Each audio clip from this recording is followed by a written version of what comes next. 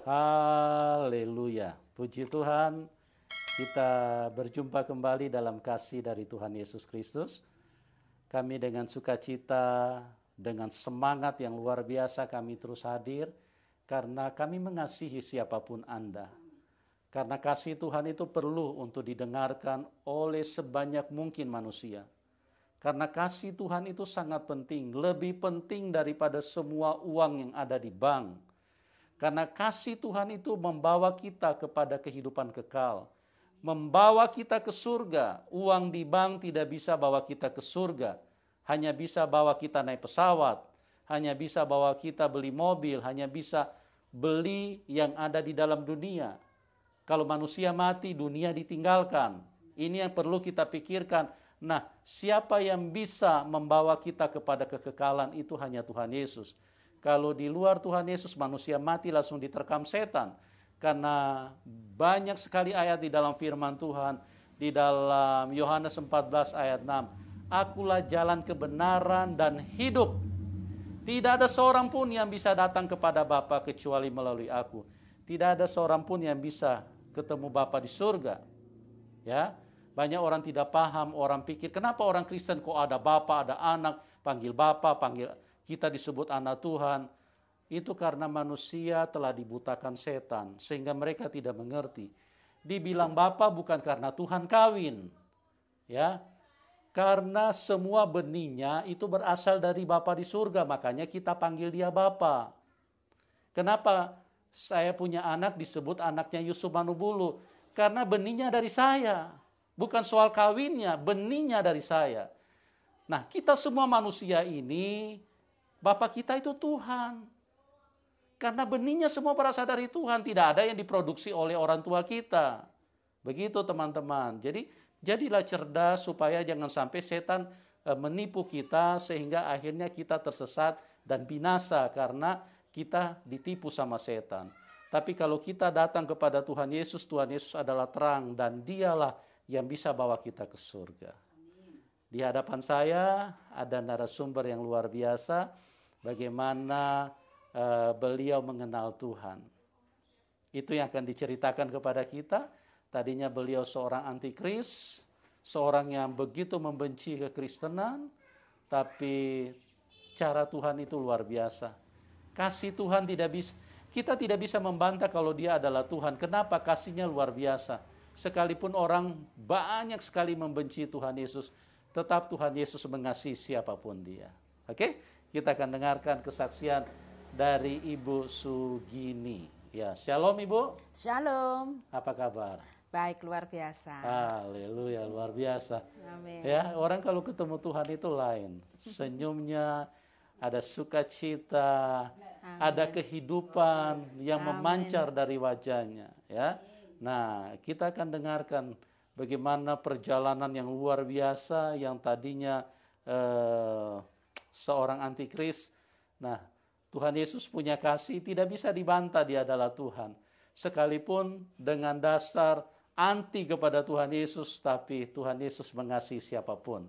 Termasuk Ibu Sugini akan bersaksi pada saat ini. Nah, Bu Sugini bisa dicerita Ibu latar belakangnya ini dari mana Bu?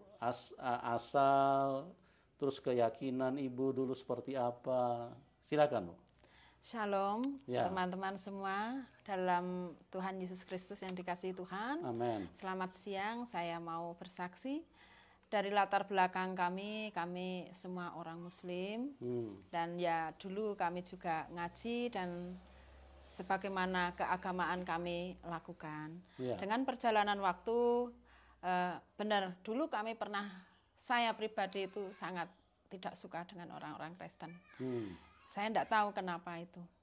Tetapi dengan perjalanan waktu, di mana kami tidak mengenal kebenaran, tapi yang kami buru adalah kedagingan, yaitu hanya duniawi dan duniawi.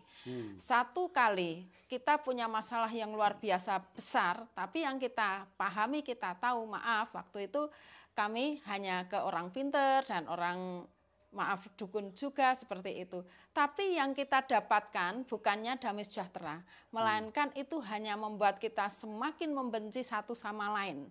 Dan kita sendiri itu tidak ada rasa untuk mengampuni orang. Nah, itulah yang membuat saya ini bingung loh.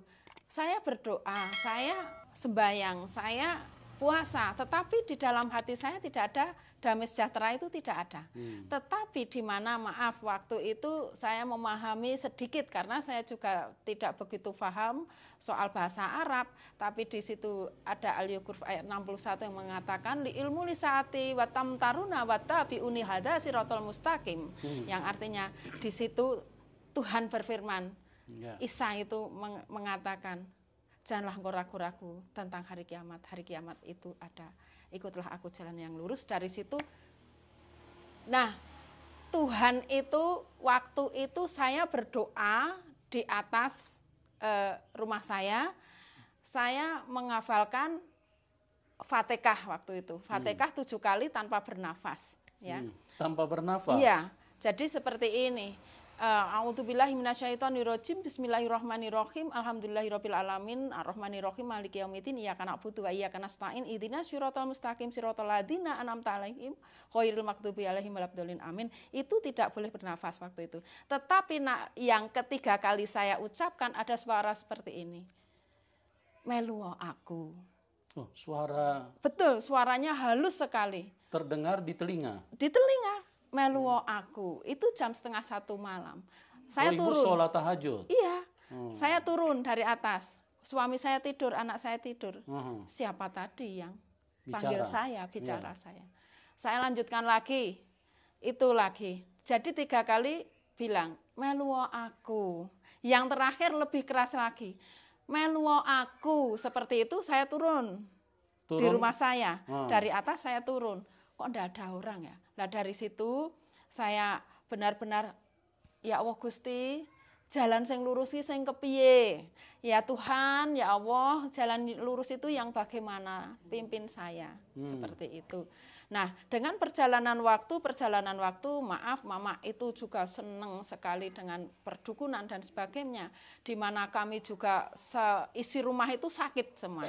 Sakitnya yang tidak kunjung sembuh, berkali-kali ke rumah sakit, pulang mama dan juga bapak dan saya sendiri suami gitu. Lah, setelah terakhir kali yang membuat saya benar-benar Tuhan izinkan adik saya kecelakaan, dirawat di ruang ICU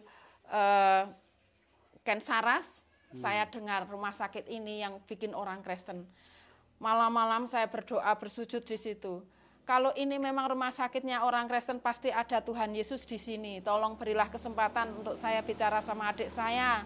Tolong kalau memang dia tidak bisa tertolong, izinkan saya bicara besok 1 hari saja untuk bicara. Nah, dalam waktu itu, besok itu saya bicara malamnya tadi, tapi paginya hari jam 10 adik saya dinyatakan meninggal dunia.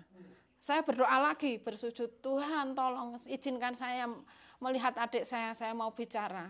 Kalau setelah itu Engkau yang maha adil, yang maha agung, silahkan Tuhan, sekiranya hati kami diberi keikhlasan.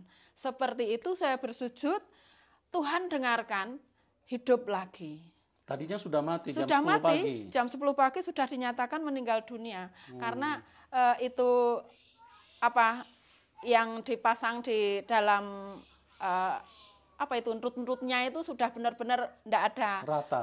Sudah rata. Dokternya bilang, maaf Ibu, kami sudah maksimal mungkin untuk tolong adik Ibu, tapi adik Ibu sudah tidak tertolong. Tidak, saya mau bicara. Tuhan Yesus pasti tolong waktu itu seperti itu. Padahal Ibu masih di agama yang lama. Iya, masih di agama yang lama. Karena saya hanya dengar rumah sakit ini yang membuat orang Kristen. Hanya seperti itu.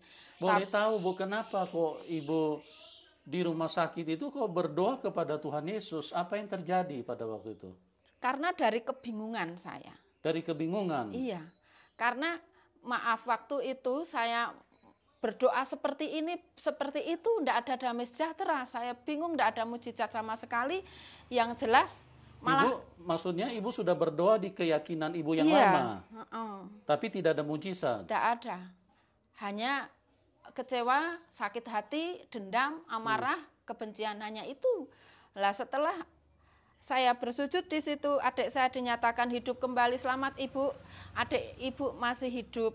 Nah, saya bersyukur sama Tuhan Yesus, walaupun saya mau lihat Injil aja belum pernah lihat. Belum pernah. Mau bicara sama Pak Pendeta saja, pendeta itu yang bagaimana, saya enggak pernah lihat. Seperti itu. Jadi intinya waktu itu hanya berdasarkan saya imani Tuhan orang Kristen itu benar-benar luar biasa. Sing tak krungu, yang saya dengar, orang mati bisa dihidupkan. Nah, itu. Nah, setelah itu adik saya bicara, dia nangis dan sebagainya, dan setelah dia meninggal benar-benar kami dalam keadaan yang ikhlas, seperti itu. Jadi sempat hidup lagi adiknya? Iya. Berapa lama, Bu? Itu dari jam 10 sampai jam 6 sore. Lama juga ya. Tadinya matinya berapa jam, Bu? Dinyatakan mati, meninggal dunia itu jam 10 pagi. Dan hidup lagi sampai jam 6 sore. Sampai jam 6 sore? Iya. Luar biasa. Teman-teman ya, tidak ada yang bisa membantah kalau kita memang sungguh-sungguh mencari Tuhan. Tuhan Yesus itu sangat nyata. Dia bukan hanya kata-kata yang ditulis, cuma bikin tebal-tebal buku, bukan. Ini firman. Jadi apa yang ditulis di dalam sini itu terbukti. Dan manusia bisa merasakan hasilnya. Ibu Sugini merasakan. Dia dari iman yang berbeda, seorang antikris yang begitu membenci kekristenan. Tapi satu ketika di dalam ketakutan, di dalam kepanikan, di dalam keadaan yang penuh kebingungan, dia berdoa kepada Tuhan Yesus karena dia tahu adiknya pada waktu itu ada di rumah sakit orang Kristen. Dia berdoa. Nah, Tuhan buktikan bahwa nama Tuhan Yesus itu adalah nama di atas segala nama. Pada waktu dia memanggil, Tuhan kasih kesempatan adik saya untuk hidup, Tuhan Yesus buktikan loh. Ini berlaku bukan hanya untuk Ibu Sugini, siapapun Anda yang menyaksikan acara ini. Anda butuh mujizat, panggil nama Tuhan Yesus. Amin. Dan itu akan dinyatakan di dalam hidupmu. Dan inilah kasih, inilah Tuhan yang benar, yang hadir di dalam kehidupan kita. Untuk apa? Supaya kita semuanya bisa tertolong. Kita semuanya bisa merasakan kebaikan Tuhan. Bisa mengalami mujizat Tuhan. Oke? Jangan kemana-mana, kita ikuti kesaksian yang luar biasa ini. Nah, terus apa yang terjadi, Bu? Setelah dari jam 10 itu dia hidup kembali, terus kemudian sempat bincang-bincang apa waktu itu dengan adiknya, Bu? Saya bincang-bincang. Kalau kamu mau kembali kepada Yang Maha Kuasa, ikhlaskanlah semua yang ada di dunia ya, Nang. Semoga semua kesakitanmu sembuh. Semoga Tuhan membimbing kamu. Isa alaihissalam. Waktu itu saya bilang. Ibu sudah bicara begitu pada waktu itu? Iya. Ya, saya seperti itu. Adik saya nangis, tapi tidak bisa bergerak. Karena semua peralatan di situ selang-selang semua, dia nangis. Nanti kalau kamu pulang ke alam kalenggangan, semua diikhlaskan, pasti semua akan baik-baik saja dan kamu akan sembuh selamanya. Saya bilang gitu, adik saya nangis. Nah, tangannya gini-gini, saya pegangi. Sekiranya kita juga semua, istrimu, orang tuamu, dan saya kakakmu, adikmu, semua saudaramu ikhlas, kamu pulang dulu. Berarti adik ibu ini laki-laki? Laki-laki. Oke. Nah, setelah itu benar-benar dipanggil Tuhan, kami sudah tidak menangis lagi. Kami merasa ikhlas. Ya, kami merasa adik saya di tangan yang benar, seperti itu. Setelah itu benar-benar dinyatakan, dokternya datang lagi. Karena saya sudah keluar dari ruang ICU, bilang seperti ini, Ibu, maaf, adik Ibu meninggal dunia, tapi tidak apa-apa, sudah sembuh untuk selamanya. Dokter itu bilang gitu. Terima kasih dokter, terima kasih. saya berterima kasih. Seperti itu. Nah, sudah setelah itu dalam hati saya benar-benar, oh Tuhan wong Kristen ki kok membuat hatiku damai seperti itu. Membuat hati saya damai, nyaman. Lah, setelah itu kami selesai, adik saya meninggal dan dengan adanya sakit dan sakit, saya sendiri sakit, orang tua sakit, suami saya sakit. Nah, dengan keadaan kami yang terjepit lagi, tapi waktu itu benar-benar kami belum kenal Tuhan Yesus secara maksimal, karena kami belum kenal pendeta manapun belum, ya toh. Lah, adik saya punya masalah mau dijodohkan sama, maaf waktu itu anak dukun. Jadi saya berontak sama adik saya, tetap melanjutkan hal yang itu. Jadi intinya kami ketemu sama Pak Pendeta waktu itu. Nah, beliau mengajarkan, waktu itu belum diajarkan soal firman Tuhan. Cuman kami didoakan dan siap menerima Tuhan Yesus, seperti itu. Kami siap seperti itu. Setelah doa selesai, ya sudah. Nah, dengan perjalanan waktu kita benar-benar memahami waktu sebelum kenal Tuhan Yesus itu kami merasa kacau. Merasa tidak ada damai sejahtera, karena suami saya itu juga dulu, maaf, kami sukanya ke orang-orang pintar juga. Itu yang membuat saya itu tertekan lagi, karena kan belum maksimal kita kenal Tuhan Yesus, belum ada pembimbingan. Lah, ke orang pintar lah kan gitu ya. Ke orang pintar, bukannya suami saya bertobat dari masalah-masalahnya, maaf ya, suami saya waktu itu judi juga, apa itu namanya, minum, saya kasih tahu malah marah dan sebagainya. Itu. Jadi gini, intinya saya dengan semampu saya berdoa puasa. Waktu itu yang saya lakukan pemahaman saya. Nah, waktu itu pemahaman saya pokoknya puasa 3 hari 3 malam tanpa minum, tanpa makan.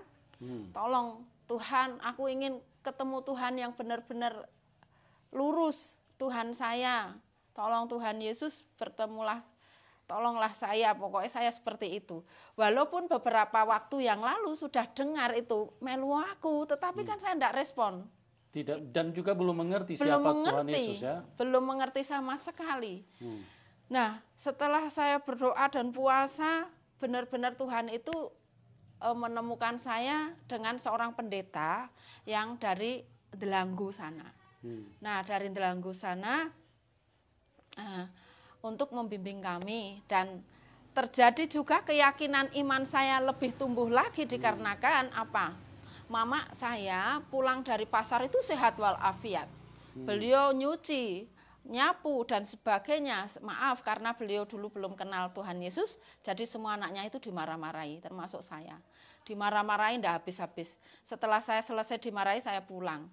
Jam 1:30 malam, tiba-tiba mama itu sakit tidak terasa. Beliau tiba-tiba buang air kecil, buang air besar tidak terasa. Itu kira-kira jam 2:30 pagi.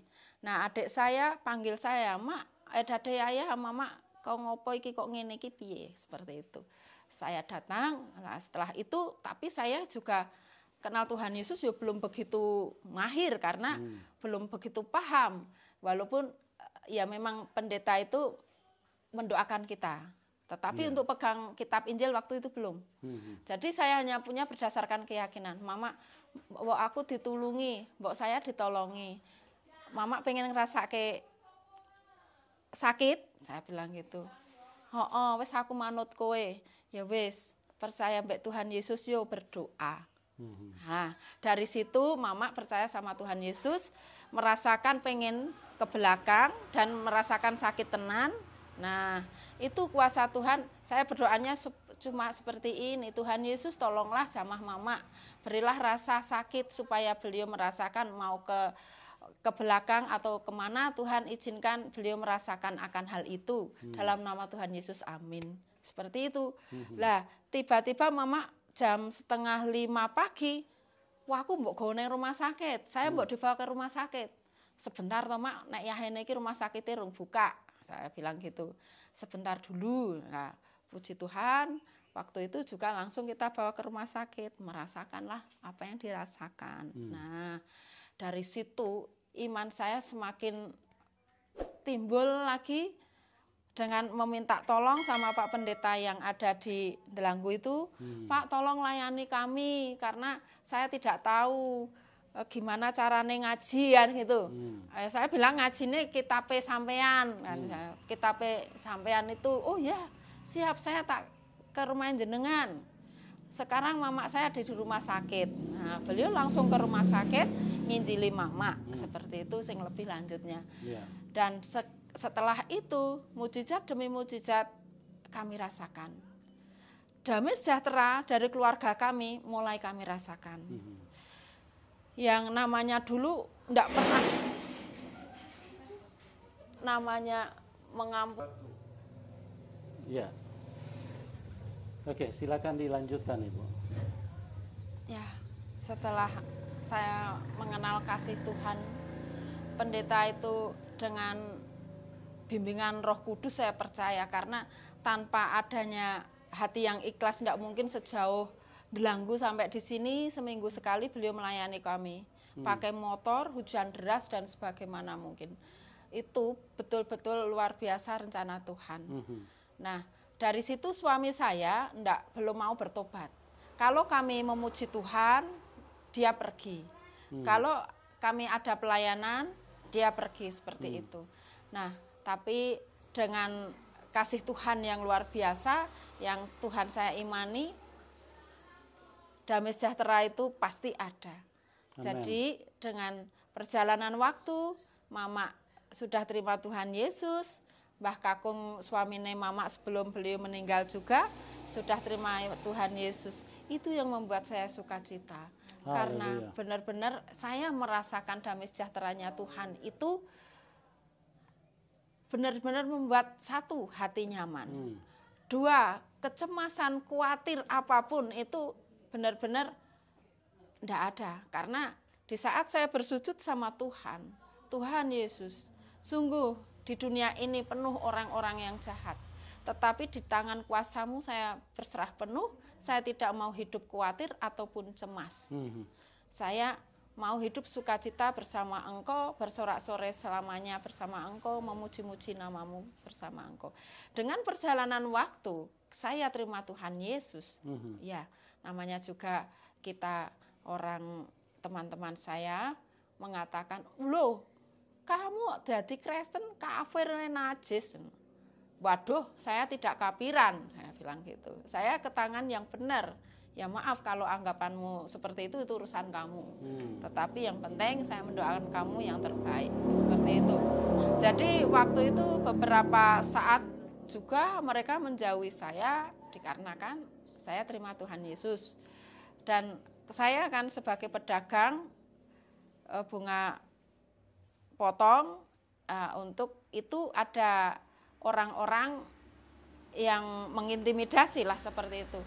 Wah, kamu jangan beli bungane gini, wong bungane gini ki saiki dadi wong Kristen seperti itu. Nah, dengan seperti itu juga saya merasa, loh, kok jadi seperti ini, tengkulak-tengkulak, maksudnya pedagang-pedagang yang saya layani mundur satu persatu. Waduh, ini bagaimana? Tetapi saya tetap bersujud sama Tuhan. Tuhan pulihkan. Tuhan, aku percaya rencana-Mu lebih luar biasa. Dengan seperti itu Tuhan, saya percaya Engkau sendiri yang akan mengembalikan bisnis-bisnis saya. Nah, dari situ Pak, saya dengan perjalanan waktu ke sini, setelah saya terima Tuhan Yesus itu benar-benar mujizat damai sejahtera ada. Mujizat yang lain, kesembuhan dan sebagaimana yang dulu mama itu sakit-sakitan, tapi kami percaya Tuhan Yesus akan mengangkat semua kesakitan itu. Amin. Luar biasa, mama sendiri waktu mau operasi dan sebagaimana juga kita doa puasa, Tuhan yang tolong yang jamah seperti itu. Jadi saya pribadi setelah terima Tuhan Yesus, waduh kok rawit biyen, kok ndak dari dulu kita terima Tuhan Yesus. Ternyata damai sejahtera luar biasa yang dari Tuhan. Nah, dengan perjalanan waktu, pendeta kami yang ada di Delanggur 2 tahun melayani kami diserahkan ke Pak Pendeta Budi tadi. Nah, tapi di beliau Pak Pendeta kami dulu, Pak Sarjono, memang benar-benar beliau jauh tapi selalu memperhatikan kami. Mungkin doa puasa gitu. Jopone nopo mengkeh nek buka. Untuk nanti berbuka puasa doanya apa? Gitu. Ya Bapak kami yang ada di surga gitu. Jadi ya kami belajar seperti itu. Doa Bapak kami yang di surga itu untuk nangkapnya juga lama. Dulu itu setelah nangkapnya doa Bapak kami yang di surga bahasa Indonesia itu terlalu sulit, tetapi saya nyetel YouTube yang itu bahasa Arab malah mudah lah, ya aneh toh itu. Nah ini gimana toh Tuhan? Nah perjalanan waktu Tuhan tolong supaya saya bisa berdoa Bapak kami. Nah setelah itu Tuhan benar-benar luar biasa, saya berdoa Bapak kami itu lancar. Nah, itu luar biasa Tuhan seperti ini berarti Tuhan itu. Kamu waktu dulu saya benci sama orang Kristen itu ya, boro-boro ini mendengarkan khotbah. Kita mendengar lagu pujian saya sudah berisik gitu ya. Jadi benar apa yang dikatakan Tuhan Yesus, di mana kamu mendengar tapi kamu tuli, di mana mata kamu melihat tapi kamu buta. Itu saya merasakan seperti itu. Jadi sentuhan roh itu enggak ada. Yang ada memberontak dulu itu. Tetapi setelah Tuhan Yesus jamah kami, luar biasa sukacita, luar biasa, hidup ini sangat berharga. Nah, maka dari itu saya menyampaikan kepada anak saya, Nang, di dunia ini kita ini hidup itu ibadah. Yang namanya ibadah kita melakukan apapun pekerjaan kita dengan hati yang ikhlas. Jadilah kita bermanfaat untuk banyak orang tanpa kita meminta jasa kepada orang-orang yang kita tolong. Saya bilang sama anak saya seperti itu. Supaya tertanamlah kasih yang dari Tuhan. Nah, dengan perjalanan waktu saya merasakan sukacita yang luar biasa dari Tuhan. Orang-orang yang membenci saya doakan. Tuhan menjamah mereka, sudah mulai baik dan baik, berangsur-angsur baik. Nah, seperti itu. Haleluya, luar biasa ya. Amin. Jadi ini adalah sebuah realita kehidupan. Bagaimana Ibu Sugini yang tadinya begitu nyata ya bahwa beliau adalah orang yang tidak menyukai yang namanya kekristenan, yang namanya Alkitab, apalagi yang namanya Tuhan Yesus. Tapi di situ saya katakan bahwa tidak bisa dibantah kalau Tuhan Yesus itu adalah Tuhan. Karena kebencian yang ada di dalam hatinya Ibu Sugini itu tidak membatalkan kasih Tuhan di dalam hidupnya.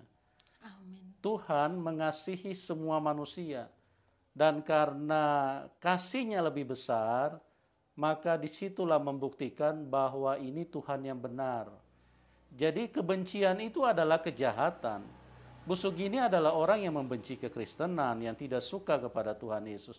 Tapi Tuhan tidak mengurangi kasihnya. Tidak seperti kalau manusia, banyak orang bilang, oh Tuhannya orang Kristen itu manusia. Bukan, dia cuma pinjam tubuh manusia. Tapi pribadi dan sifatnya itu Tuhan. Karena apa? Karena dia kasih. Dia mengasihi siapapun, sekalipun manusia muncul kejahatan yang kebencian terus mengalir di dalam hidupnya, tetap Tuhan Yesus mengasihi siapapun dia. Amin. Disitulah sebagai pembuktian, manusia ini perlu bukti, ya. Jadi teman-teman, saya berdoa supaya jangan sampai kita dibutahkan oleh kuasa kegelapan. Jangan sampai kita punya pikiran yang sehat ditutupi sama kuasa kegelapan. Karena iblis berusaha untuk supaya kita tidak mengenal Tuhan Yesus, ya. Dan kuasa Tuhan itu juga jauh lebih besar, tidak bisa dibantah kalau Tuhan Yesus adalah Tuhan. Sekalipun Ibu Sugini dengan penolakan yang begitu kuat di dalam imannya yang dulu bahwa saya membenci kekristenan, tetap kuasa Tuhan Yesus jauh lebih besar, ya. Pertahanan sehebat apapun untuk kita membentengi diri kita, tetapi kuasa Tuhan lebih besar. Kalau Tuhan Yesus berkehendak, siapapun itu akan menjadi percaya kepada Dia dan akan menyembah Tuhan Yesus. Karena hanya Tuhan Yesus yang mengasihi hidup manusia, yang bisa bawa manusia ke surga. Ya, itulah sebuah kenyataan yang saya berdoa supaya ini menjadi berkat. Karena banyak manusia yang diintimidasi sama setan. Mereka selalu dicekokin dengan pikiran-pikiran, masa Tuhan berkolor? Ini kan intimidasi setan yang tidak disadari manusia. Ya, masa Tuhan mati disalib? Masa Tuhan lahir dari rahim wanita? Itu semua intimidasi setan. Ya, itu adalah sebuah proses kehidupan yang kalau manusia mau berpikiran yang sehat, yang normal, semuanya kehidupan itu prosesnya seperti itu. Kalau lahir, ya pasti lahir dari rahim wanita. Masa lahir dari rahim pria? Ya, masa lahir dari rahimnya hewan? Ya dia manusia, dia harus lahir dari rahimnya manusia. Itu proses kelahiran seorang manusia. Makanya saya katakan Tuhan Yesus itu hanya pinjam tubuh manusia. Untuk apa? Supaya Tuhan ada di tengah-tengah manusia. Manusia tidak kenal Tuhan. Tapi Tuhan datang untuk menyelamatkan manusia.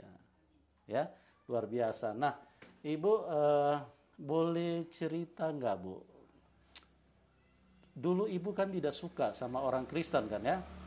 Itu tindakan yang Ibu munculkan seperti apa? Kalau misalnya Ibu tidak suka, Ibu seperti apa ekspresi Ibu? Ya, dulu kan saudara kami ada yang Katolik Lah di situ ada sembahyang. Ya. Lah saya waktu itu dipanggil beliau, "Nok, tolong ya, Nok, tolong ini nanti bikin ke minum karena di sini ada mau sembahyangan," kan seperti itu. Ya, gitu.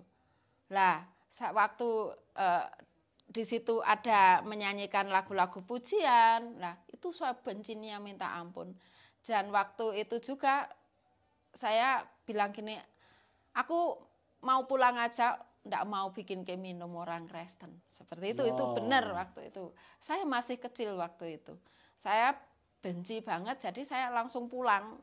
Kan jadi, rumahnya di Junggul sana. Jadi tidak mau bikinkan minum? Ndak mau, kan gitu.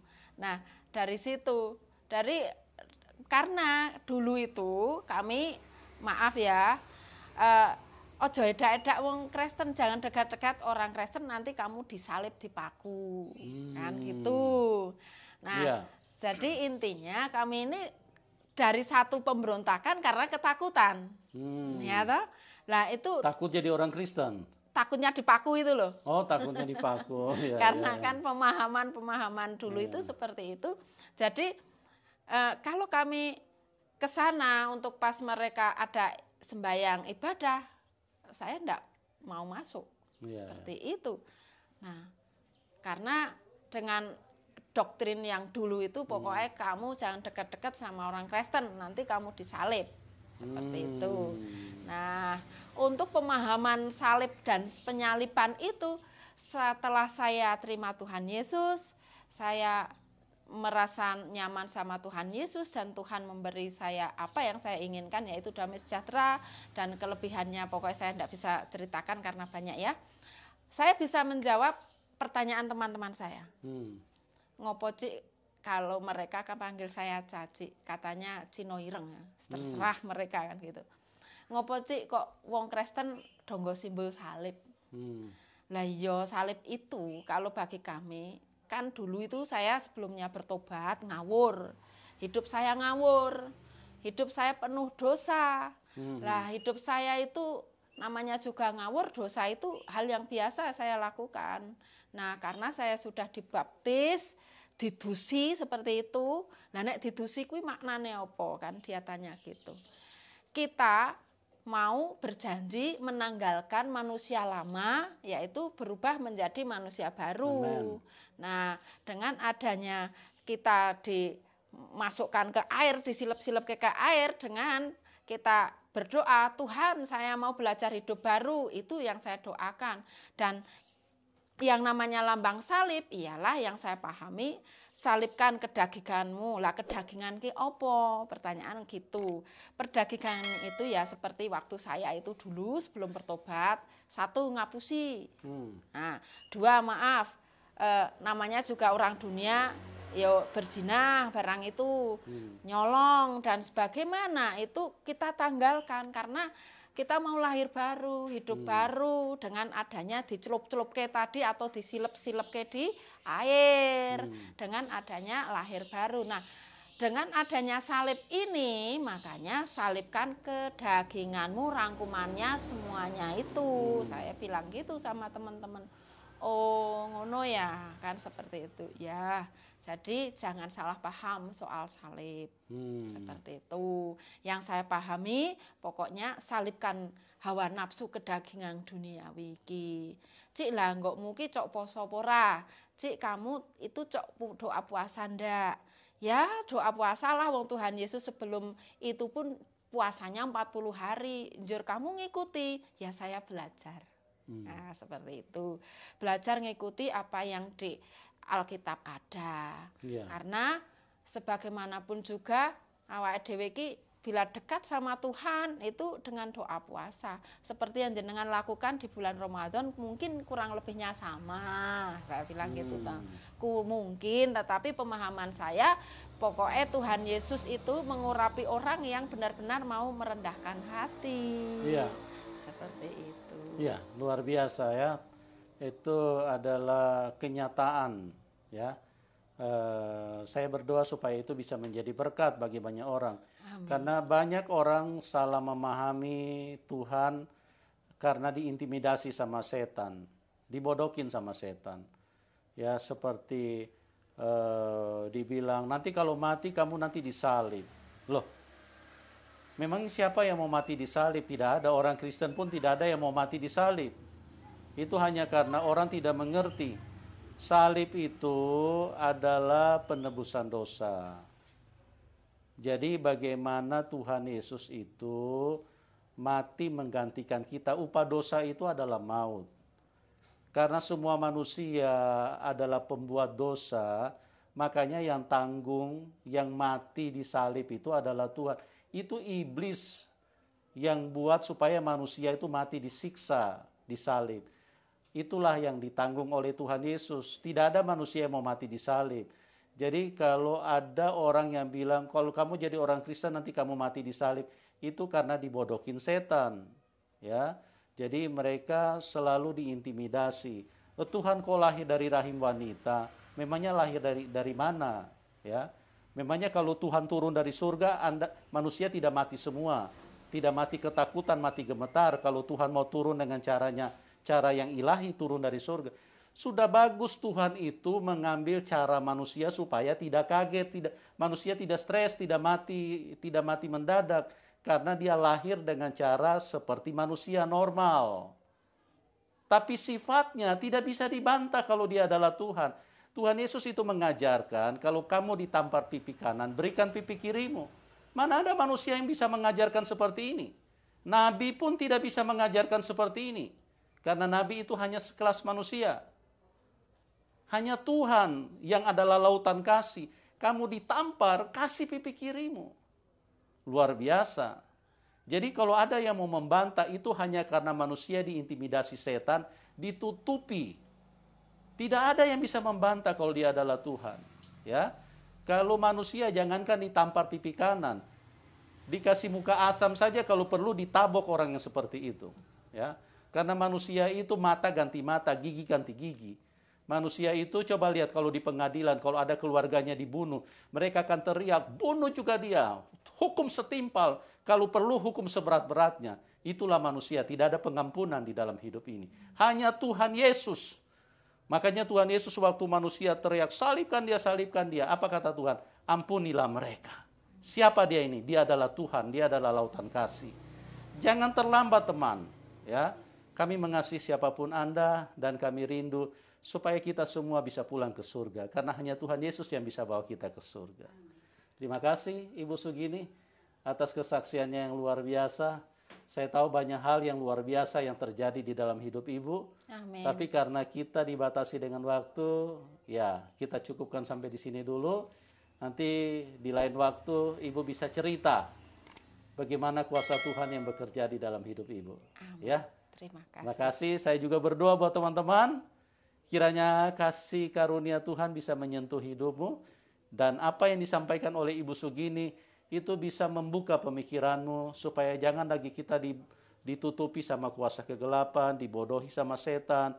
Dengan selalu mau mendengarkan perkataan-perkataan dari iblis. Iblis itu selalu membodohi manusia. Masa si Tuhan lahir dari rahim wanita? Ya, masa Tuhan mati di salib? Kasihan, ya, kita datanglah kepada Tuhan. Tuhan Yesus mengasihi hidupmu. Oke? Kita akan berjumpa di program selanjutnya. Tuhan Yesus memberkati dan salam kemenangan buat kita semua. Amin. Amin.